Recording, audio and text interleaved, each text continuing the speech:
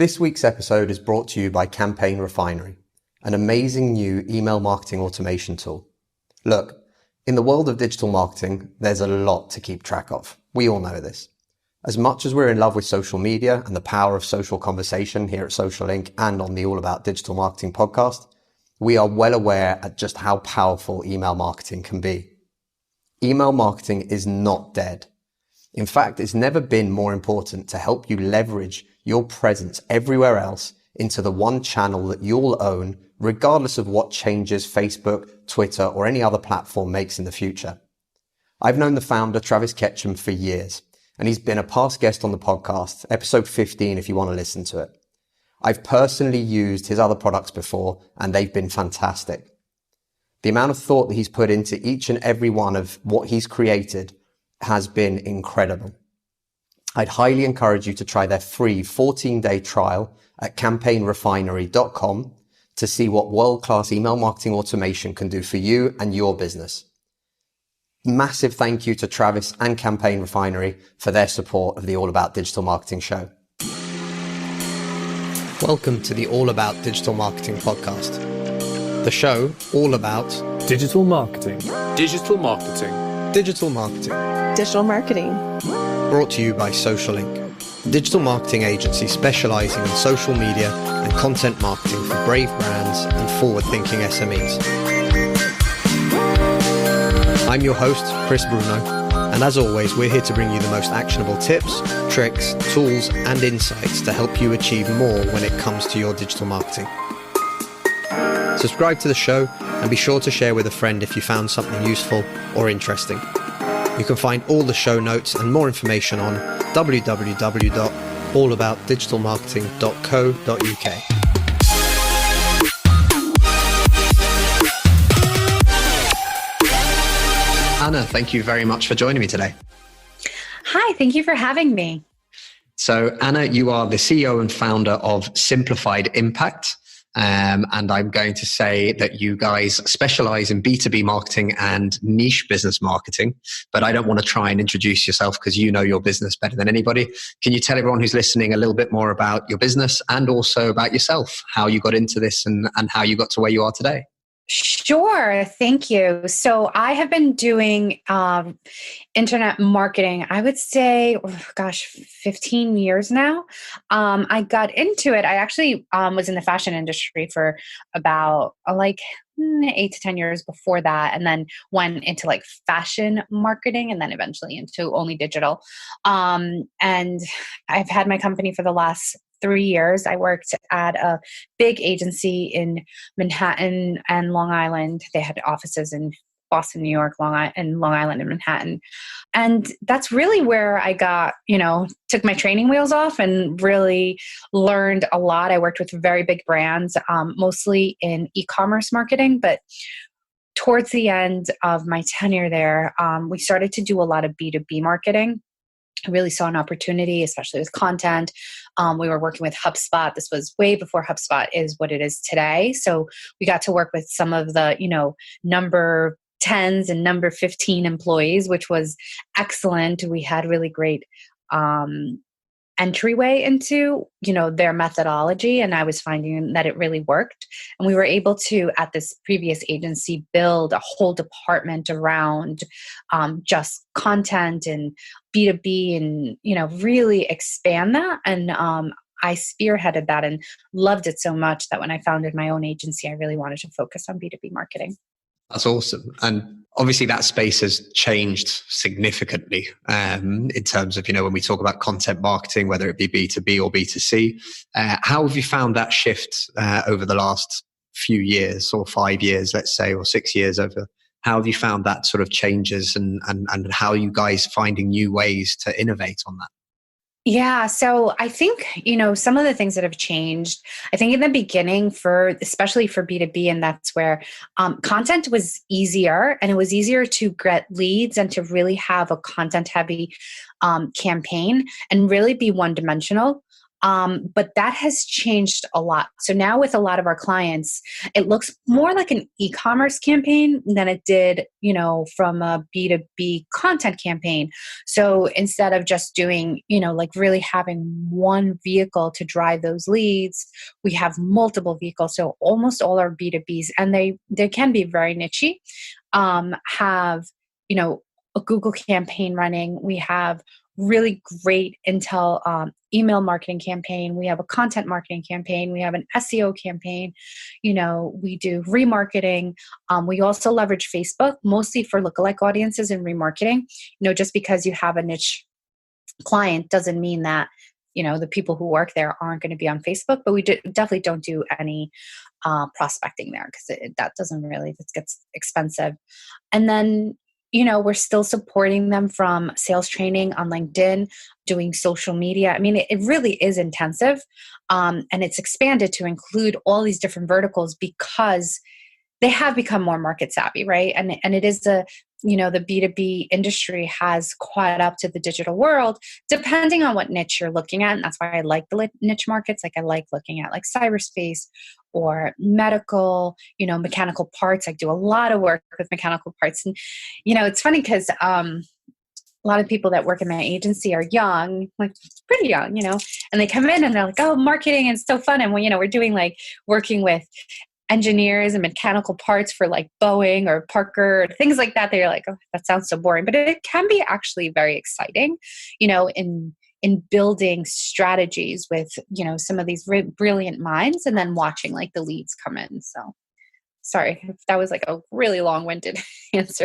Not at all. Your passion, obviously, for the marketing side of it comes out clear. Yeah. And I think that's really important. I do love it. Yeah. Okay, cool. So, I mean, in terms of B2B, and this is something that I've had many a conversation with, especially with clients, it's not enough to just follow down one channel or just one type of campaign. So whether it be, just focusing on SEO and then hoping for this flood of inbound leads to just suddenly miraculously happen. But for small to mid-sized businesses, obviously, there's always a challenge, and it usually comes down to resources, not necessarily pounds or dollars, but it usually comes down as well to time. So how do you help, and do you work with any sort of smaller to mid-sized businesses, and how do you help them to sort of combat that when they're using or when they have limited resources? Yeah, so we do it in stages. The most important thing that you can do, and I mean, let's say there are still many B2B companies out there, especially the nichier you get, that really haven't done much in terms of marketing that isn't, like direct to consumer, either in trade shows or through salespeople, going door to door or calling. So once they hit the digital space, they are confused. And I think a lot of them, the easiest entry point is sometimes either content or SEO because it seems to be more cost effective, right? You just hire someone. And but when it's not done right, it can be the most costly. So we always start there. We start with a technical audit and, updating and being really careful of that. One of the things that I see that happen, especially with these like legacy companies that have been around for 20, 30 years, have never really engaged in anything. And they have these sites that, I mean, when you go on them, you're like, oh my goodness, I just took a blast to the 80s.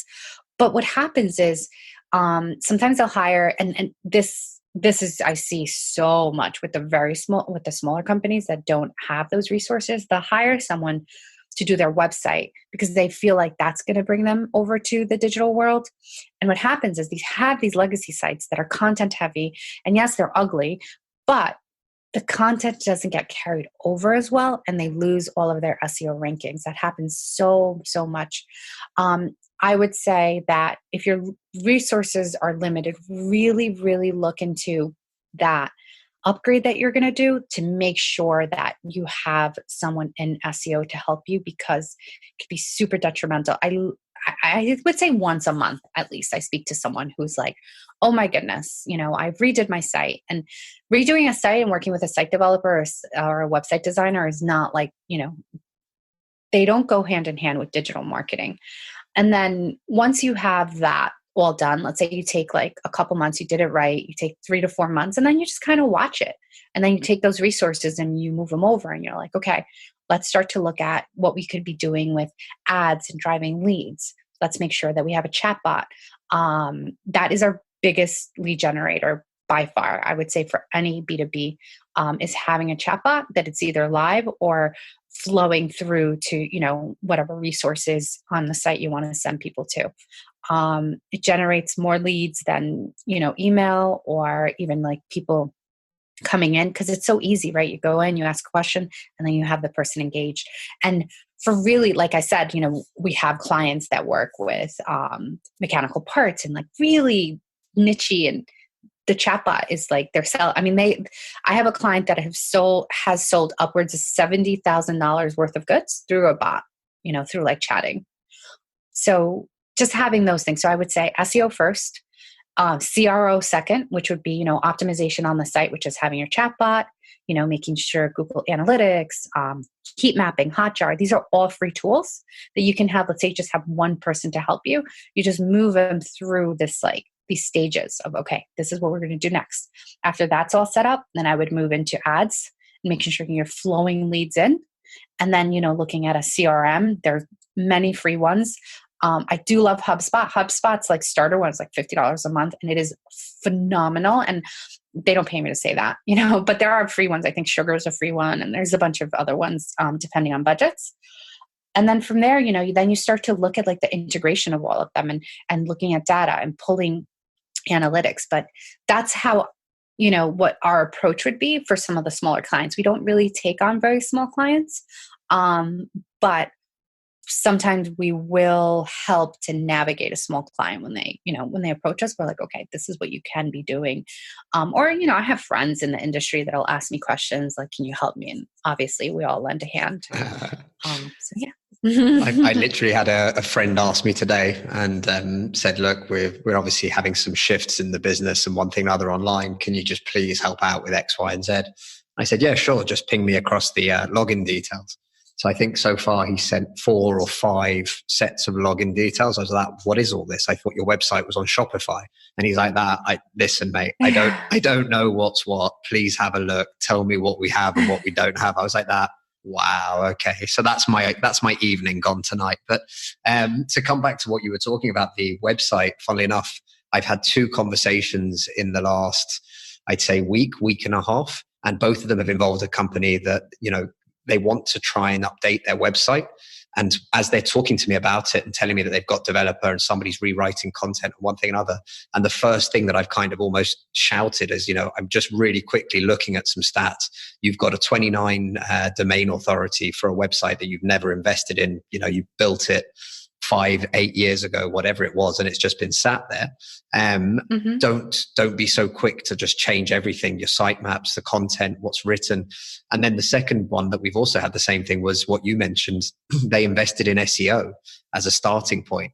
And then basically what the SEO consultant or freelancer did for them was to pretty much just throw in an obscene amount of keywords into the content. So basically now as you're reading this content, it might rank, it might not, but as you're reading it, you're like that.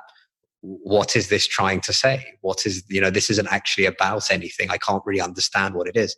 So there's always a balance, of trying to get these things right, just like you mentioned, and you're wanting to get those rankings. And I understand that. But at the same time, if it doesn't make sense to the human being who finds it, then, that's not really worthwhile because it doesn't go hand in hand, like you said, with the digital marketing side of things.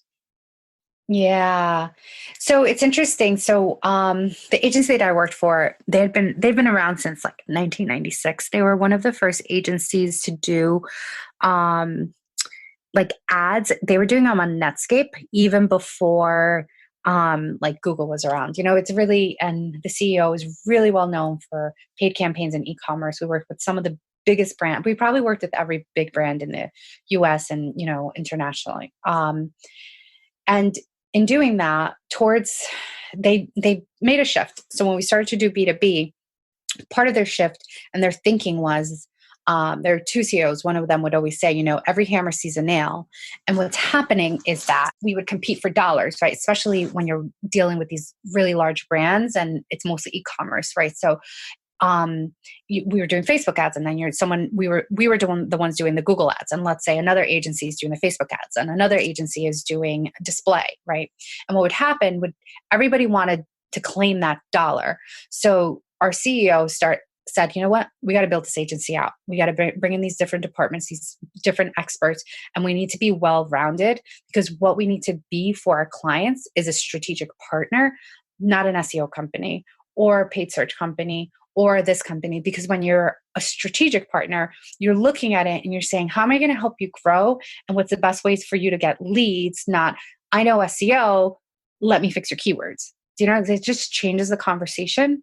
And that's something that I took with me. And that's why we do all these different things. And I try to hire like experts. And when I don't, that's what I was telling you before we started recording, of an agency in the UK who specializes in GTM, who I brought in Google Tag Manager optimization and Google Analytics optimization. They're phenomenal, the best in, I would say, the world. I mean, I went to find them in the UK. And it's having that, it's being a strategy partner and understanding, like, maybe I lack this and let's bring that person in and strategically help to grow this client, rather than being that, hammer that's always seeing a nail, because then you're not really providing, you're not helping. It's not very helpful, actually. I agree completely. And something we believe in as well.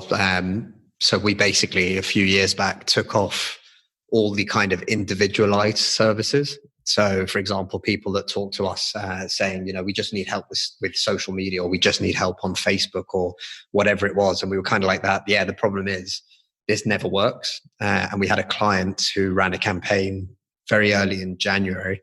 And again, it was literally, we just need help running LinkedIn ads. And we were like that, this isn't really something we do. And basically the conversation always goes the same way, which is, well, are we getting clicks? Are we getting people going through? And you're like that. Yes, we are. But, now we have no say or no ability to help you with landing pages, let's say. So we've now sent X number of people. We're not testing the landing pages. We don't feel comfortable with this. We think you're going to waste the budget. And literally we helped out because it came through another agency that we work very closely with. And these guys were desperate to run this CEO's decision. It had to run in January, etc. But invariably, we were talking about it all the way through. Can we change? Can we help you? We don't have the ability to change the landing page at this stage. We try to offer up solutions, things like optimized press, anything to help build an alternative landing page that was shorter, sweeter, to the point, and that didn't require, a meter of scrolling to get to some kind of a call to action. But it's always shocked me that we still speak to clients today that will tell us that, they're spending £400 a month, $500, let's say, probably actually less right now with the way that the pound and the dollar are reacting. But, they're spending very limited budgets to get somebody to help them with social media. And then invariably, when you ask them, well, what sort of results are you getting? They'll pretty much say, well, none. Or even worse, we have had people spending more than that and telling us that, what do you mean by results? And, we've been shocked to hear that. Oh my gosh. Yeah. I'm guessing you've heard this before then as well. Well, yeah. I was working with a prospect, and they had been talking to different agencies, and they're an they're e-commerce. And I don't take a lot of e-commerce, but this was a really interesting product. And I have a couple e-commerce. I do like to focus on B2B, and they're doing very well. In the last 3 years, I think they've had they've sold 75,000 units, and they've done nothing, like zero, no SEO, nothing. I'm like, how did you, what? And it's a pretty expensive product. Really fascinating. But anyway, so they were asking me, they're like, oh, well, other agencies are wondering or letting us know that we should be looking at the ROI. And what they called an ROI was like engagement, influence. And I'm like, what? You're e-commerce. I was like, the only ROI you should be looking at is sales. That's it. Like, did you make a sale or did you not make a sale? Like that. It's very clear with e-com more than I think any other solution. And they were like, oh, we never thought about it that way. I'm like, yeah. It still shocks me. We have conversations with companies, and they'll sort of go, why do you need to know the information that you're asking for? No other agency has asked me. And I'll be like that. Sorry, guys, I'm asking you roughly what it costs you to acquire a new customer, and how much does your average customer spend? Yeah. If you're telling me that no other agency has asked you this, then please don't necessarily choose us. but don't choose them. I was like that, especially if you're selling online, how much does it cost to get somebody to make the purchase? Yes. And do you make any money out of it? Or is it costing you more to make a sale than if you just didn't do anything? Yeah. It's wild. It is wild, right? But it's a scary prospect though that it's still happening, because in the early days, likes, shares, engagement, comments, whatever. And I get it. It was, it was all new, and actually it did have a big push and it did help companies to build and one thing or another, but those weren't results. They've never been results, right? So the real results are, we brought in X number of leads for a professional services company. Okay, but how many of them did you close, and what was the average sale price? Because that's what I'm interested in. That's whether or not I know that we're doing a great job. And most importantly for your business, it's how you know whether or not you should keep investing, double down on investment, not pull it. I don't know, whatever you want to do for your own business. But those are the numbers that still actually exist. And we were talking, I think it was with Jason Yomark on the show, who runs a social media agency, paid social media ads in the US as well. And he was saying to me, like, he still has clients that will show him reports from other agencies. And literally, they've thrown every graph, every statistic they could, and they've overly complicated it all. And the one that's missing is still number of results, i.e. how many people filled in the form, how many people actually purchased something, how many sales did you actually make? And it still shocks me that happens today. Yeah, it's crazy. Okay, really well, is. let's not get to we're just going to end up sitting here for half an hour hammering people about how they work. But okay, so listen, we're talking about B2B, and there's obviously a lot of businesses out there that are B2B. And like you mentioned as well, there's a lot of businesses that are doing very well B2B, but that don't necessarily think that digital marketing is going to bring anything extra to them. For them, it's a cost, it's a resource, it's a time, effort kind of thing, and they're still doing business without it. So why bother? So I think that will actually be the question. Why should B2B businesses be bothering and investing in digital? Oh, you definitely see an improvement. We have a client who has salespeople in pretty much every single state in the US. They also have offices in Europe, with salespeople there. That it's a very profitable company with very big margins in the medical space. And to them, they were like, we don't, we're very profitable. We go to our trade shows. They're very successful. We have, salespeople that visit the hospitals, medical offices, very successful. They're like, what can you do that, we're not doing? So we said, let's test it for 3 months. Within the first month, they had, now when I'm talking about, and again, this is something about B2B, that your leads, right? You're going to get, it's not going to be like e-com, right? Where you're making like hundreds or thousands of sales. 3 to 5 leads, depending on the size of the company, can be extremely profitable. Once we implemented the campaign, within the first month, he had 5 new leads. Now that's the equivalent probably of 3 different salespeople of what they can turn, right? Because this is, again, a pricier, something that's a little bit pricier, complicated, needs to be explained, et cetera, et cetera. And that was always the thing. They're like, well, we need to explain it, and it's too complicated. And we were able to achieve that through making updates to the site. And we've been very successful. And the client is blown away. They're just like, we did not know that this was possible. So it's yeah. I think there's a lot to be said though and again, trying to identify what it is that the sales reps have to do and what the businesses think they have to do. And that initial kind of education aspect, or explaining a product in more detail or whatever else, a lot of that can be done online, exactly like you're saying. The digital side of things, updates to websites, content creation that is super valuable to the end user, no matter how niche that might be. But all of these things help people because fundamentally, whether you're B2B or B2C, none of that matters, right? It's all H to H. It's two human beings that end up sat on a different side of a call or a different side of a table. And ultimately, we all process things in the same sort of way. We all have very similar kind of behaviors. So we research things, we research the companies that we're going to work with or that we're thinking of working with, and we try and understand the products as best as possible. So on a technical level, the same thing is still very much possible and still very much an opportunity if it's done correctly and if you actually invest that little bit of time and effort in making sure that that comes across in the content that you're creating. Totally.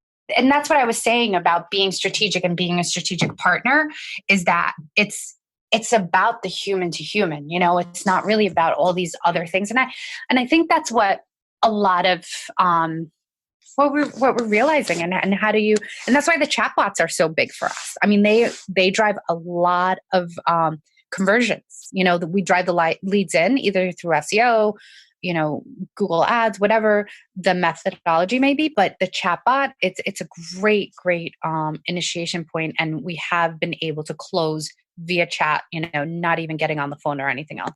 So basically for the chatbots and stuff, so we've helped clients to implement these before as well, but so that people out there that have got a small or mid-sized B2B business and they're thinking about this, what are some of the things that they can do that is easier, let's say, especially with a chatbot kind of element, that can help them in that process? So helping with that, initial question, initial query, initial kind of getting people to start that conversation. What are some of the tips that they can implement? So I would say one of the ones that I like the best as far as chatbot is TAWK.co, I think it is, or .to, talk. It's free. It's easy to implement. Most B2B sites are either built on WordPress. If they're not, again, it's a free and easy integration. And what we do is we set it up, and then we monitor in the beginning what the questions are. So it's really important to be a little bit more proactive than, just letting it flow. And it's scary because these businesses are busy and they're like, well, who's going to manage this? And what I've done is a lot of the times we take that on in the beginning when we set it up for our clients. We'll manage the conversation because we understand the client enough and we've been working with them enough that we can. The questions that usually come in are pretty simple. And once they start to see, they're like, oh, this is working. There's a lot of buy-in. And then they assign someone within the company. And then once you start to see like a pattern in those questions, then you can do flows. And then you can say, okay, let's make this chatbot a little bit more automated and have the chatbot understand, okay, when this is asked, then this happens. And you do those like if this, then that sequencing. But for me, and what we found to be most successful is to really be engaged and be more of a direct chat through the chatbot, and then move into a workflow chatbot sort of thing. I like that. I think there's a lot to be learned from any kind of feedback or any kind of interaction. And it's something we were talking to a guest, I think it was last week's episode, Naira, who was talking to about, again, in terms of negative feedback or, people being scared of having this direct two-way conversation whereby actually you can learn so much just by listening. And I think that's something that a lot of brands kind of forget. They kind of set a plan in motion and then they just kind of do. And it ends up being very one-sided. It's you broadcasting to the world as opposed to two-way conversations, which invariably, especially in B2B, is probably where 90% of the sales would happen, or 95% of the sales would happen anyway. But I think it's something that gets forgotten. Those initial questions, those initial responses from people and how you kind of engage with them, that's going to really help educate you as to what's maybe missing from your website, where you could improve things, how you could make sure that information is more accessible. Because if everyone asks the same question, how long till delivery, then you realize really quickly, actually, that's a really important thing for them to know. We should have that on the product page or on the homepage or wherever it is, to make sure that actually you're giving people as much info as possible to help them make that decision. Yep, absolutely. I completely agree. And then it goes hand in hand with your SEO strategy, right? Because then it's like, if those are the queries that people are looking in Google and you've created a landing page for that specific query that you hadn't thought about before. Now you're driving people to your page, and then you have an increase in traffic, leads, etc. So it's all a machine, right? It all has to work together. I agree with that. And again, we try and explain this to clients. Don't just do one thing. If you don't have a kind of endless amounts of resources, but you're still going to need some basics, whether it be the website, whether it be content, whether it then be digital, social, paid ads, whatever it is, but it all comes together. There's nothing worse than, or at least for me anyway, my heart breaks every time I talk to someone and they're running Google ads, for example, and it literally just pushes people to their homepage. And it kind of, that understanding has been lost somewhere along the way, that, having a landing page or a specific page for that particular campaign is just as important as the money that you're about to throw at the campaign in the first place. But it's definitely something that more and more businesses, I think, are taking on board, and especially for B2B side of things. I'll ask you actually before I make my comments on it, but what are your thoughts of LinkedIn for B2B, especially, again, small to mid-sized businesses? LinkedIn is tricky. I know there are companies that have been more successful. We don't find it as successful from an ads point of view. It's really great organic. It's really great for really having visibility from the inside, right? So your CEO posting, your salespeople engaging sales with, whoever their prospects may be. From that aspect, from just like an engagement and being like the human behind the machine, it's really important. So branding, I would say it's like a really good branding tool. As far as the leads tool, I feel like they don't have it quite yet. And where once upon a time, for a little while, InMail and all of that was working, it just has become like, who reads their InMail? It's just like junk, So like, I don't find it we don't find it from like a leads perspective. It supports what we're doing, right? It's necessary, but it doesn't generate what other mediums generate for us. So I think I've said this on the show probably 100 times in the last 40 odd episodes, but anyone who pitches somebody that they've just connected with, you're wasting your time and theirs, and you're making sure that people won't like you. Let's make that very, very clear. Yeah. So it's not just InMail that doesn't necessarily work. It's when you just hammer into people for no reason and hope for the best, that throwing spaghetti against the wall and hoping that something sticks. But I do think, though, that it has a great space. And I think you mentioned this earlier when we were talking. I scribbled down a note. But the sort of sales training on LinkedIn, the ability to create real relationships with people very specifically within your niche, especially if you're niche B2B. I mean, and you were talking about mechanical parts, for example. We spoke to a couple of companies recently, and actually to somebody in the manufacturing sector who builds websites for manufacturing sector, and again, we were talking about this in that way, that you can reach out, you can have conversations, and not reaching out with that horrible, hey, you need to buy a new website, or hey, you need digital marketing, click here now to buy, or anything else, but actually connecting with those potential people and actually seeing what it is that they're talking about, what it is that they're struggling with, what are the pain points for them, how do they talk about things, where do they hang out, where do they spend time, how are they communicating with one another. And that's a huge resource, right? That's a great way to learn, to then be able to build that relationship, to be part of that conversation with them, and then being able to take that conversation forward. Yeah, I totally agree. I mean, that's where I was saying, like, about branding and like supporting. It's not really where you're going to drive leads, but it's where it's a necessary. You have to be on LinkedIn, but you just have to do it right. And or otherwise you just like are annoyed, like, please. So, totally I agree with that. And again, trying not to upset people. And for a lot of the small to mid-sized companies that we work with, we try and convince them to engage in basically an outreach program on their LinkedIn side of things. People have read too many blog articles about how easy it is to write a piece of content, get it first on Google organic rankings, and then just sit back and watch this funnel generate millions of dollars whilst you sleep, which I really genuinely hate those people that sell that, or sell that dream, I should say, because the actual product doesn't exist yet.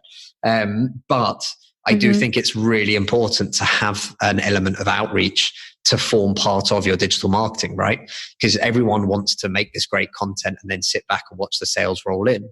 But I do think that there's an element, especially for small to mid-sized companies where resources are tighter and you maybe can't afford to spend so much on paid media, but actually to be able to share that content that you're creating, to be able to share what it is that you guys are working on, to be able to reach out to people that are in the industry, that are prospects, and not do it in a salesy way, but actually in the way that provides them with value, with a new piece of content, or with, if you're interested, you might want to check this out, or even better, sharing it where they actually hang out natively so that they can find out more about what it is that you're trying to help them with as well. Absolutely. I completely agree.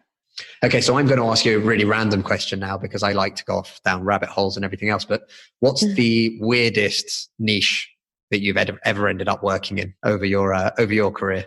And if you can still say it or not, or I'm not sure, because I know some people don't like to talk about clients or anything else, but. Oh my gosh, one came to mind, but I don't know. It's like, we ended up not working with it because it was just like too weird.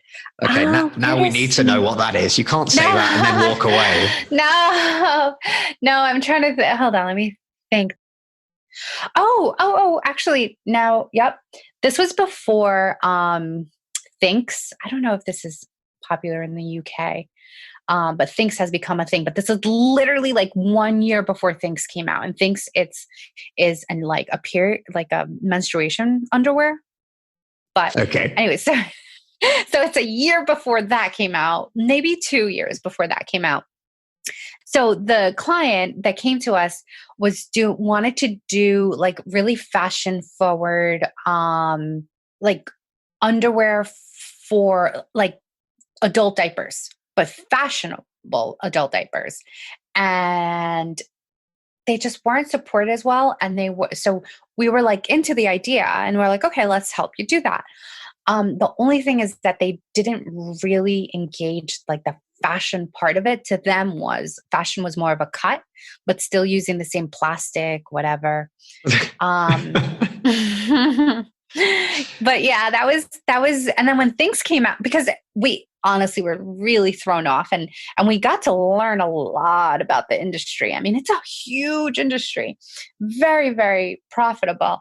But then when Things came out, then a lot of these people in this industry then moved to that model where they really reworked the entire garment, and like it became more of a garment and more of a fashion statement piece where it's like cute. And here's the problem, and I was in the fashion industry for a long time, is that it was two older men, and most of the time in fashion and in the fashion industry, it is older men that run these companies, and they really like just were not open to like because most of the people buying this were women. They want to feel comfortable. They tend to wear like clothes that's a little bit more form fitting, even in their older years, right? You just want to look good. You want to feel good inside and out, meaning like, whatever your undergarments are. And they weren't listening to that. And one of the people that was leading the campaign with me on this was saying that. And then we're like, we really need to consider the fashion. Like, it's so important. And when Things has exploded. And I think it might be close to $1 billion like business now. I'm not sure, but it's a very large business. They really caught that. They were like, it has to be a fashion garment first, and then have that support, because that's what's going to drive the consumer. But yeah, I would say that would be like the weirdest. Okay, that's pretty good. I mean, I don't think I've ever spoken to someone who's worked or spoken with clients in that industry.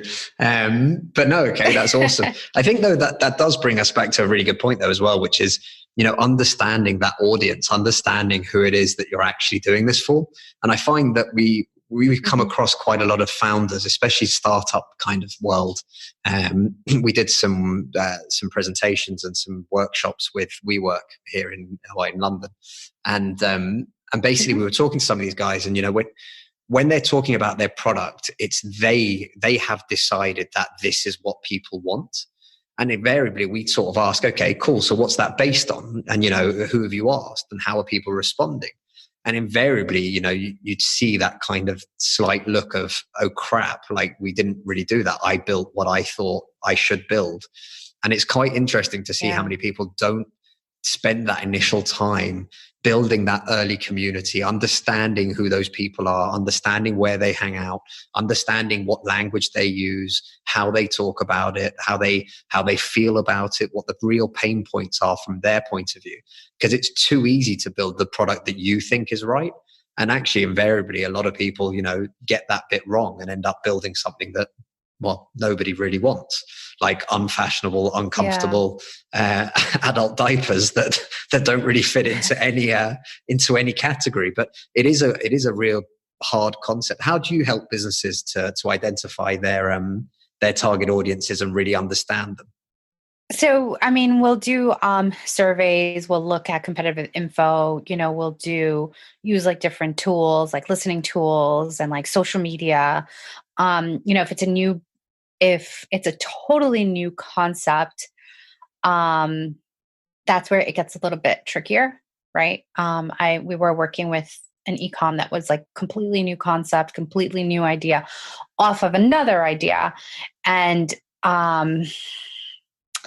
we first worked with a very large agency in tandem. The client wanted us to do a part of it and then brought in this other agency.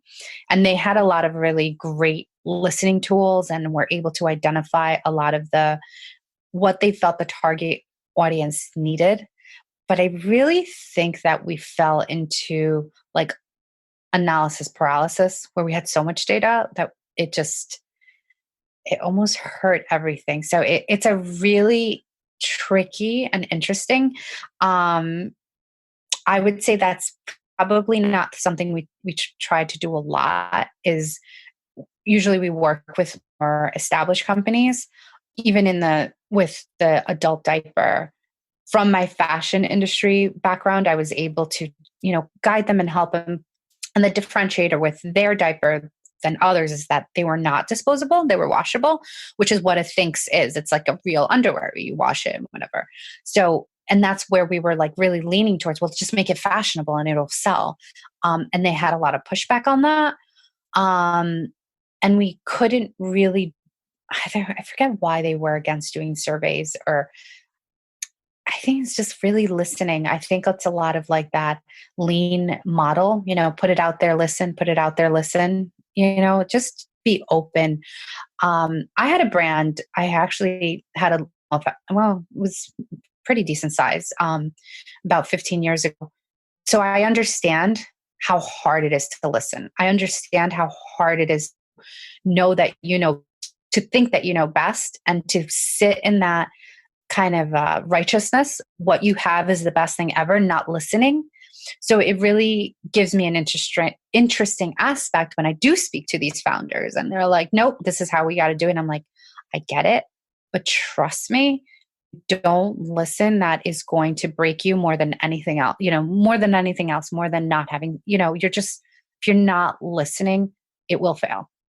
Pretty much. I hope everyone heard what Anna just said. If you're not listening, it will fail. And this is so important. Learn, listen, write it down. Every time somebody brings up a particular point to you, it's great feedback and it's worth more than any market research will probably give you. Just listen to the people and you'll find out so much about what it is that they're looking for and what it is that they're struggling with. It's such an important part of any marketing campaign or efforts. Okay, Anna, last question for you. Personal level, what's your favorite digital platform right now? I love Instagram. It's my favorite. We get that so much. So I have to ask, are you a stalker or a poster? I do a little bit of both. I've been posting way more. I'm starting to TikTok. Some of my clients are using TikTok and it's super fun. So I have a woman who does, she has a workout product. And I said to her, I was like, because of her personality, I was like, hey, why don't you try doing some TikToks? I bet you they would perform. And they are. And then she takes them and puts them on Instagram.